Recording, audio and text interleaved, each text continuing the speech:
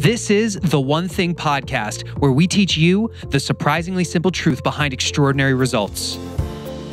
Hey everybody, Jeff Woods with the One Thing team. Today I'm joined by Chris Heller, the co-CEO of Keller Williams. And today we're going to talk about his career. I mean, going from starting as an agent to becoming the top agent in all of Keller Williams to eventually becoming co-CEO of the company. We're going to dive into very specifically how habits, focus, and discipline has paved the way for him to get here. We're going to talk about mindset. We're going to talk about health. And I know this is going to be a lot of value for you. So, Chris, thanks for the time, man. My pleasure. I want to talk a lot about your professional career because it's been really impressive. I mean, getting to be co-CEO is one thing, but there's a lot of dominoes that had to fall leading up to this. So for people who don't know who you are, why don't you walk them through since the beginning, I guess? Since the beginning? In 1962, when I was born?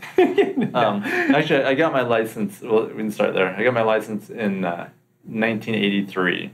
I was a sophomore in college and did it for a summer job to work at a timeshare resort. I got into residential real estate sales at the end of 1988, and that was all in San Diego. And from 88 until 2004, I was with a company, Prudential California Realty, and then 2004 joined Keller Williams. I'm giving you the high level. Yeah. 2010, I actually came to Austin, started working at our headquarters, helping Keller Williams expand outside of North America and developed Keller Williams worldwide. And then in January of 2015, John Davis and I stepped into the roles that we're in now. Cool. So let's go back to when you're in California. I mean, you mentioned in 2009, you guys were the number one team in all of Keller Williams. Yeah. It was 2009. I've been in the top 10 in the country for Prudential for many, many years. And then when I joined Keller Williams in 2004, I think from 2005 through 2009 and then beyond, we were in the top 10. 2009, actually number one. Jay was telling me the story about how you mentioned, you're the leader of your office and you had to set that example. You had to own your calendar. What did that look like? Well, I did that even before I had to. And what I mean by that is before there was a team, that's how I operated. So I had a schedule and I just followed that schedule every day. As my team grew not because I wanted to grow a team. The amount of homes I was selling increased, and as that happened, I needed people to help take care of that business. So as we get busier, the more focused we are on our time and our calendar, the more that we can get done. Mm-hmm. I've shared this with other people. It's just creating disciplines in different areas. And the more disciplined you are with your time, the more time you have. The more disciplined you are with your health, the better health you have. The more disciplined you are with your money, the more money you have. So it's that discipline and focus allowed me to do more because I couldn't work any harder, couldn't work any more time. Right. I just had to become more efficient. So for the people who are watching or who are listening to this, I've been on board for about a year now, and it's been a really interesting ride for the last year, stepping in, realizing how I've never been taught how to organize a schedule. I've never really been taught how to think and execute in order of priority.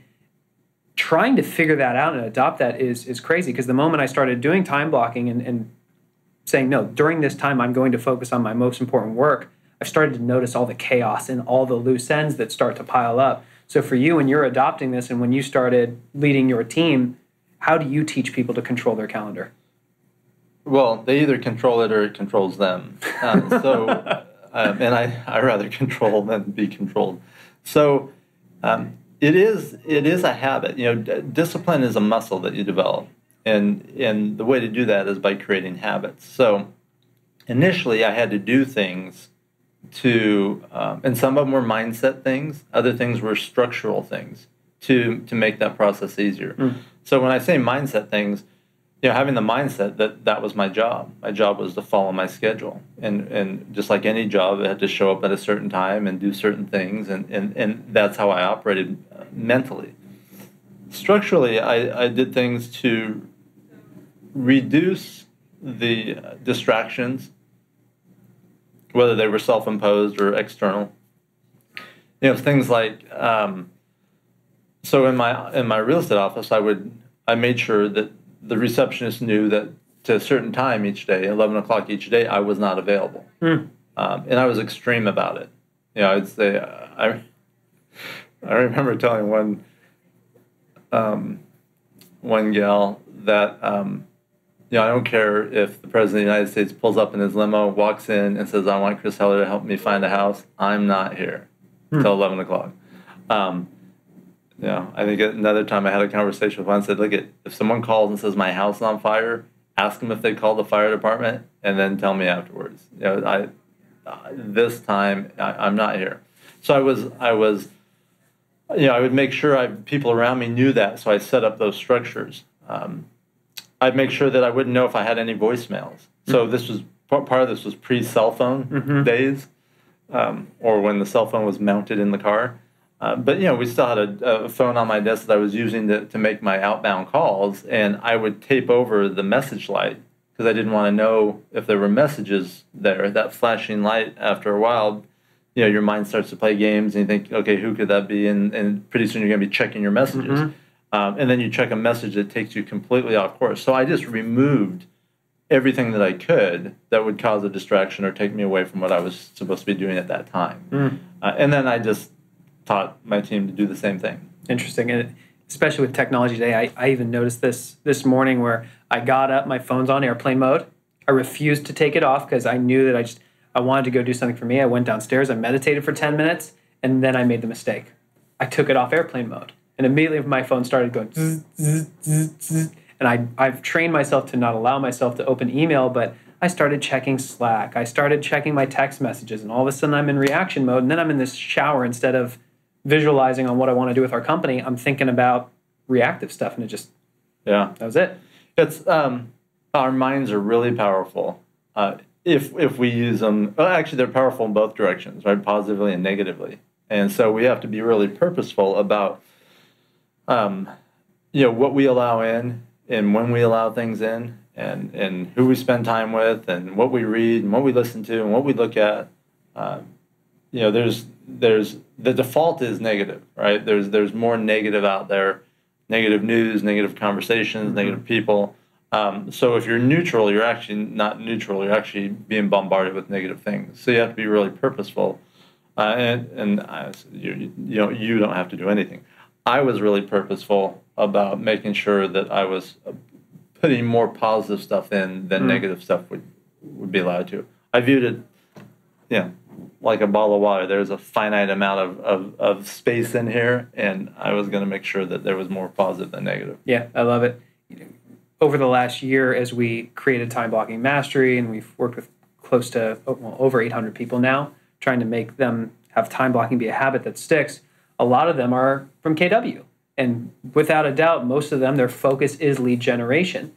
Everybody inside the real estate world knows that lead generation is the one thing that makes everything else easier or unnecessary.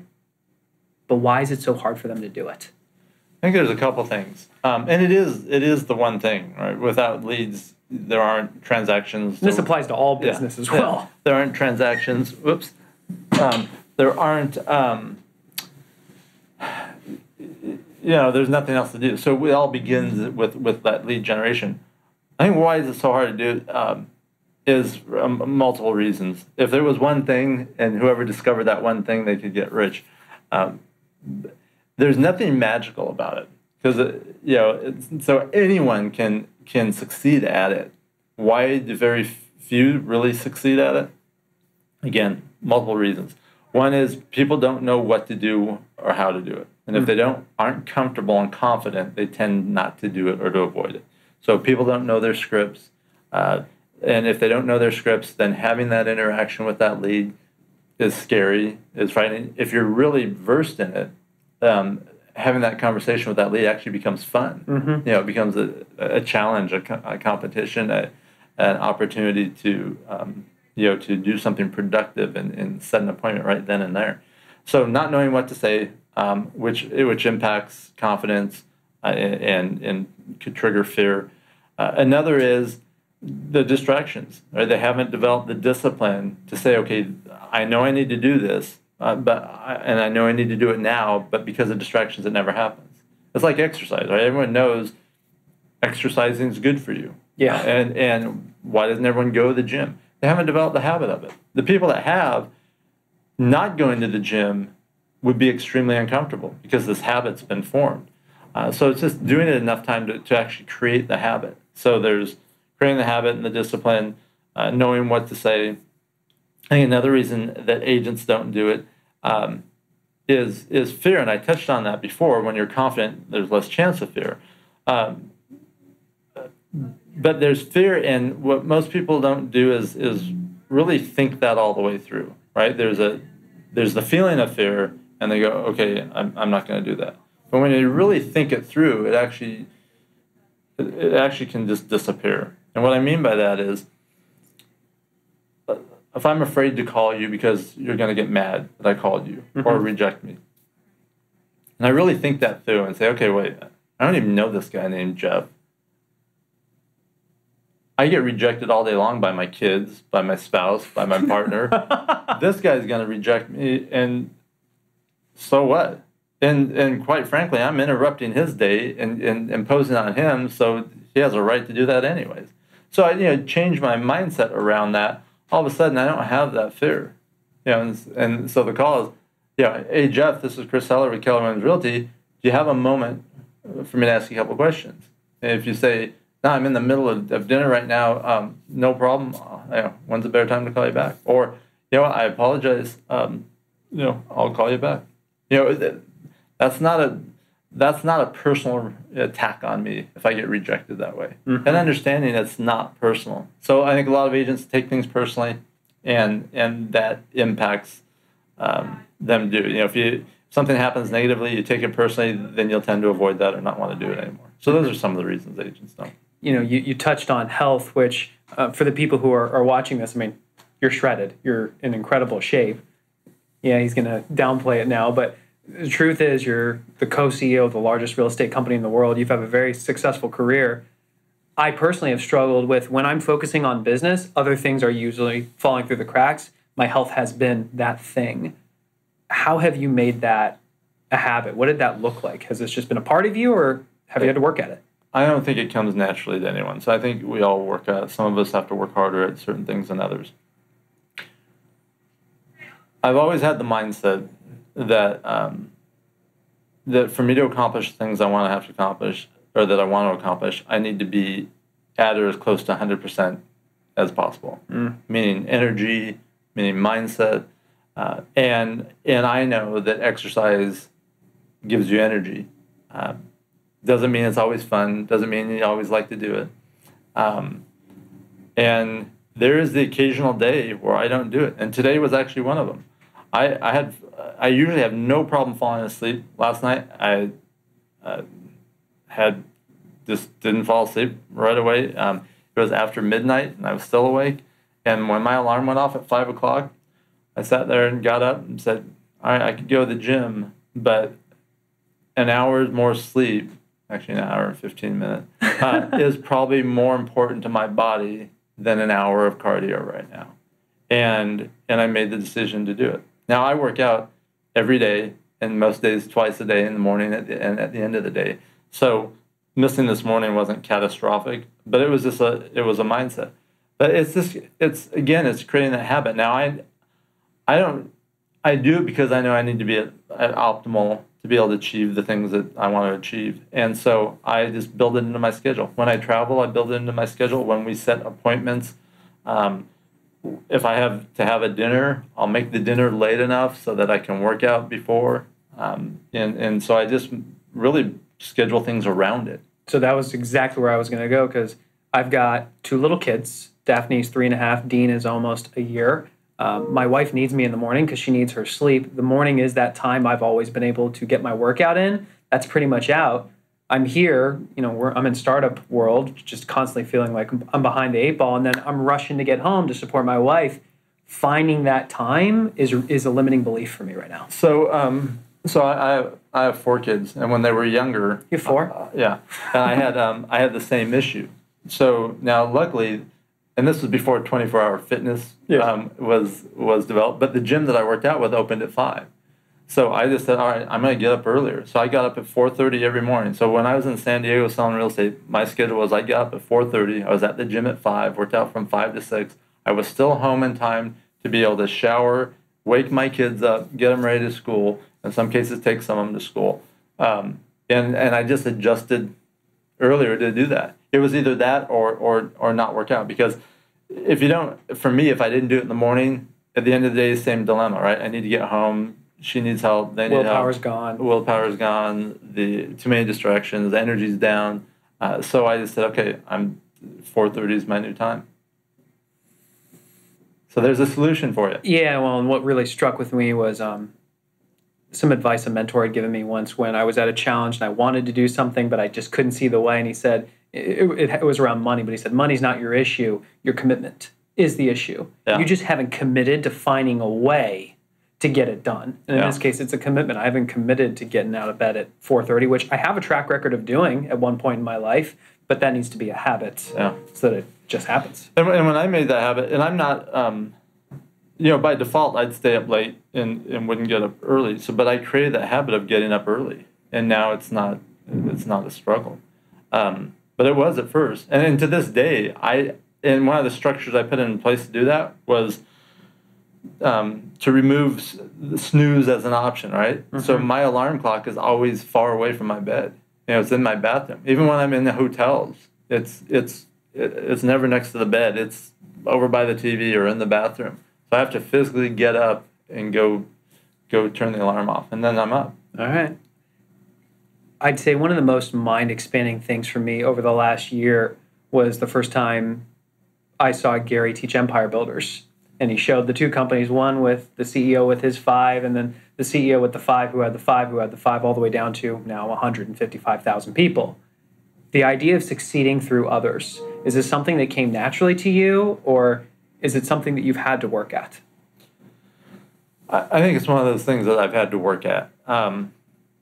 Because as an agent, it was all on me. Mm-hmm. Right? It was all on my shoulders. And then even as my team grew, most of the vital parts of the business I was still doing.